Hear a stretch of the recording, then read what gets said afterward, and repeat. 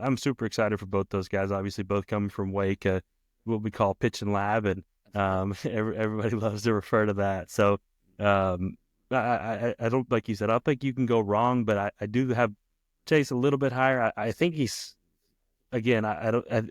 They're going to be careful with him. They were very careful with Lowder. That first year, I don't think he would have pitched in the big leagues had not all the injuries that kind of occurred there. So, but I think if the Reds are competing late, I do think we could see Burns crack the big leagues, and that's maybe a 1-2 inning type role down the road there. But I definitely think we'll see Lowder quite a bit, maybe the start of the year there.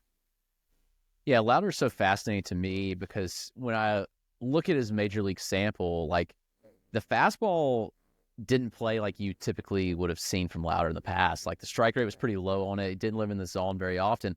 And that's kind of goes against who Rhett Lowder is. So I think when you factor in that he probably is going to see those rates come up and throw more strikes, he's going to live in the zone and he locates so well. I think that's Lowder's biggest strength is just location, location, location. It's not going to overpower you with the fastball. I mean, he sits 93, 94. So, he's not like a soft tosser by any means. That changeup's the bread and butter for sure. You look and it's 86, 87, and the data on it's just absurd. Like you look and watch it, like it's the kind of changeup that you want for a pitcher. So, those changeup arms, you always have questions about how they play.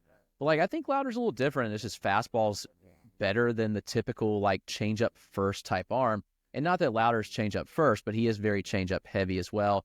But the slider's also solid with Lowder too. And with Burns, as you mentioned, like the fastball is electric, like he's sitting 98, running it up to 101.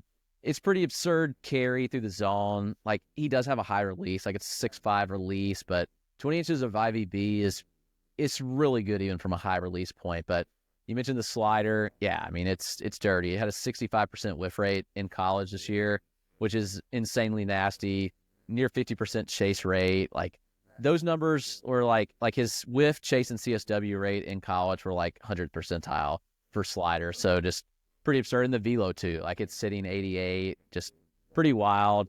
And he's got that changeup that's pretty solid too. Like, it's got some late parachuting action, good fade to it, and he'll drop a curveball on you too. So, Burns is not just a fastball only type. I think people kind of clump him in there and like it's fastball, but like he's got the fastball, he's got the slider, and he's got a curve and change too that are both really solid.